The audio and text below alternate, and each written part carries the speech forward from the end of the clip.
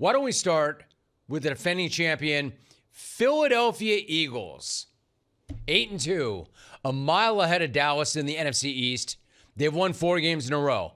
Like, it's all good, right? Not really. Not really all good, especially if you talk to a Philly fan or Philly player or even Philly staffer. It seems like everybody in Philly is miserable right now, which I know comes naturally for you, Philly fan. It's essentially your default setting. I mean, you're not happy unless you're miserable. Now, I mean that as a compliment.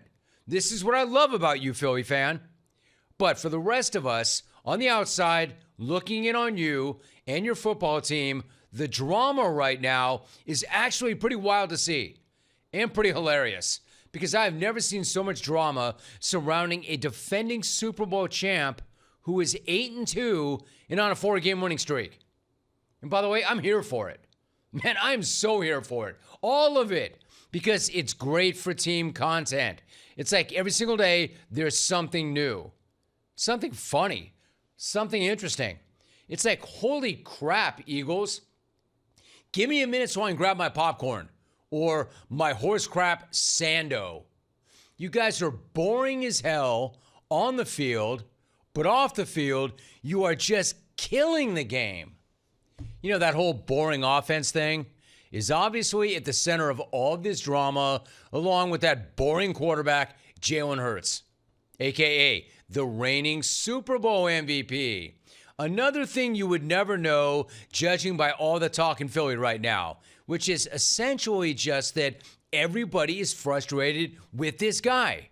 Like his teammates, maybe his coaches, probably, I don't know, the ball boys, the dudes who go around greasing up the lampposts, the guys flipping cheesesteaks. Hell, everybody in Philly seems like they're down on Jalen Hurts. And it's kind of strange to me. Now, I'm not saying that I'm the biggest Jalen Hurts guy ever. I'm not saying that Jalen Hurts is a perfect quarterback by any stretch. I'm not saying that there aren't issues with that offense. I know all of this to be true. However, I mean, for instance, this is why I defended A.J. Brown. Because A.J. Brown said just that. We have issues with the offense. They're going to come back to bite us. He was right. They do need to be better. They do need to pull their weight. But A.J. Brown going A.J. Brown was one thing. The locker room now getting, and the organization now getting leaky as hell is something totally different. And I say that because there have been multiple reports from multiple sources suggesting multiple offensive players and even coaches are frustrated with Jalen Hurts. And I'm just kind of lost, right? Kind of lost about how we got to this point where the team is so frustrated that they're even leaking to the media their frustration about their own guy. Their really expensive face of the franchise guy. Even though they're 8-2, they're the defending champs, they've run off 4 in a row. Like, what am I missing here? The guy's got 16 touchdowns to only 1 pick. A 16-1 ratio, far and away the best in the NFL. The team is 8-2. He was great in the Super Bowl. I mean, he was the damn MVP of the Super Bowl. He takes care of the ball. He does not turn it over, yet somehow almost everybody is mad at this guy. Look, I'm not saying that he's Josh Allen. I'm not saying that. But they're doing this guy like he's Carson Wentz or worse. Actually, because one report even suggested that the concern is the situation is approaching Carson Wentz Part 2. I mean, this is where I got to step in. This is where I have to step in and call a quick timeout and tell everybody, hold up now. Hold up now. Can we all plug our brains back in? Jalen Hurts is Carson Wentz Part 2? Are you serious? Again, I am not the biggest Hurts defender by any stretch. And I had A.J. Brown's back last week. But Wentz 2.0. Man, that's crazy talk. Jalen Hurts has played well in 2 Super Bowls. He won one of them. He was the MVP in one of them. Could have been the MVP in the other one. Carson Wentz will never sniff the field in a Super Bowl. I'm not even sure Carson Wentz will ever sniff the field ever again, period. In Wentz's last season in Philly, he turned the ball over so many times that he led the league in INTs and total turnovers for the entire year, even though he got benched in Week 13. Jalen Hurts, again, has thrown 1 INT this year. So we're not anywhere near approaching Carson Wentz Part 2 in Philadelphia. And sure, you can say that he's only thrown 1 interception because he's way too careful with the ball. Way too careful. In fact, this is obviously the case. And this is obviously where some of the frustration stems from. But it's hard to be too upset about when you win the turnover battle every single week. And the game almost every single week. Every single coach in the history of the world starts every single answer with, we have to win the turnover battle. And they do. In large part because of this guy. As an example, Dan Orlovsky pointed this out on X. In the last 3 seasons, Hurts is 32-1 when the Eagles win the turnover battle. But his biggest crime is that he doesn't take more risks. Does that really make sense? Is that really enough for the locker room to turn on the dude? It's a great point. I mean, this is what I mean. This Hurts criticism has fully jumped off the rails and seems to have left logic behind. Again, there is room for criticism of that offense, for sure. There is plenty of room for improvement on that offense, for sure. But there is no room for calling this dude Wentz 2.0, or I think stabbing the guy in the back in the media. I mean, do you hate the way he's playing, or do you just hate the guy? Yes? Also pretty weird to me that it's gotten to a point where the head coach, had to go on WIP and address whether or not he, in fact, is frustrated with his reigning Super Bowl MVP QB. Yeah, shoot, I'm not frustrated with him. He goes out there and does his job each week and does a great job of putting us in position to win games. And that's the name of the game. Particularly, for the quarterback, what are you doing to win? Help your team win football games? And shoot, he finds a way to help us win. I love his, attention to detail, and I love his leadership, and I love his, just his mindset of I'm going to do everything I can do to win this game.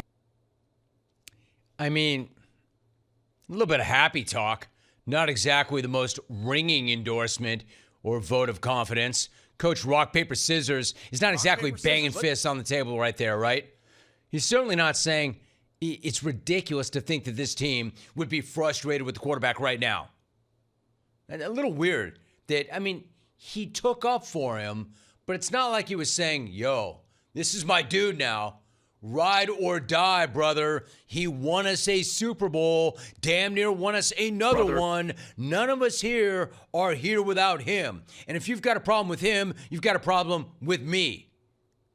Is that a question? Is that a question? No. You got a problem with him? You got a problem with me? Yeah. Meet me in Murrieta, bitch, and we'll handle this. None of that. None of that. He didn't do any of that. That's just RPS saying, no, he's detail-oriented. I'm not frustrated. He puts us in a position to win. I don't know. Kind of a tepid response from Mr. Less Thinking equals talent takeover. But how about Mr. Flush It and move on himself? The guy that we're talking about here. The guy that everybody seems to have a problem with. What did Jalen Hurts have to say for himself when he was asked about all these rumors swirling around and the fact that maybe people on the inside are not happy with him? I'm not surprised. I'm not surprised by anything. This is kind of the nature of the position, like I said. But, I put my energy and I put my focus on trying to go out there and do my best and go to work every day and continue to go out there and try and do my best. I guess I get a lot of attention when things are going well and when things are not going so well. And so I never run away from holding myself accountable. And I think. Thanks for that, AI QB1. I mean, no, I'm not surprised. I'm not surprised, but I'm a little surprised. I'm a little surprised to hear him say he's not surprised. I mean, dude, you're not surprised that guys in your own huddle, guys in your own organization are leaking to the media that they're frustrated, if not fed up with you. That doesn't surprise you? Then again, I guess that makes total sense because it's hard not to know if and when people hate you. Then you wouldn't be surprised. You would know. Yeah, I don't know. I'll tell you what else I don't know about. I really don't know about this whole comes with the territory vibe. I don't know about that. I'll tell you what comes with the territory. The outside noise. The outside noise comes with the territory of being a QB1, especially being Philly QB1. We all know that.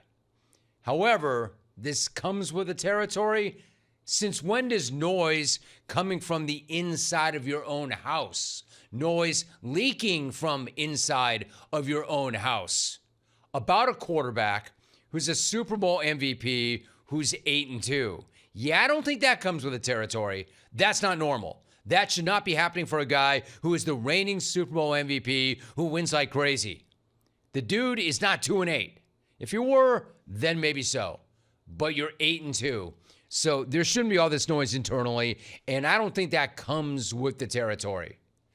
I mean, at this rate, they're going to run this dude under the bus after he accepts his second Super Bowl MVP in February.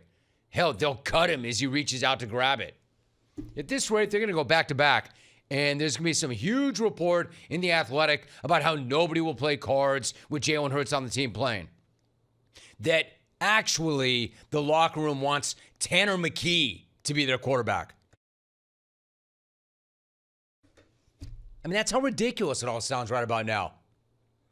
Ridiculous, but I'm loving it. Boring as hell on the field, but absolutely riveting off it. I am a little confused, Philly. I'm just not complaining. In fact, I'm enjoying the hell out of it. If there's this much acrimony when they win, imagine the hell that's going to rain down if the crappy Cowboys do them this week. All right, so it's one thing for one receiver to go on some stream or even hold court and say, I'm worried about this offense. But all of a sudden now we have a report from The Athletic, and there are others inside the organization, teammates, maybe coaches, who are saying very similar things about this guy. And I'm just trying to figure it out. I mean, I know the offense is not as good as it should be, but you're making this guy out to be Carson Wentz. But then again, they think he is Carson Wentz, which is wild to me. Yo, Philly fan, help me out here. What is it? How much of it is about that it's not sustainable? How much of it is about you're sick of watching him do what he wants and not take advantage of his weapons outside? How much of this is he's just boring, man? You just don't like him. And how much of it is yes? What's going on here? They're the defending Super Bowl champs, and they're 8-2. Or, man, is this what the world has become? If that guy doesn't stand a chance, who does? Not named Josh Allen. I mean, they are trying to run Andy Reid out of KC.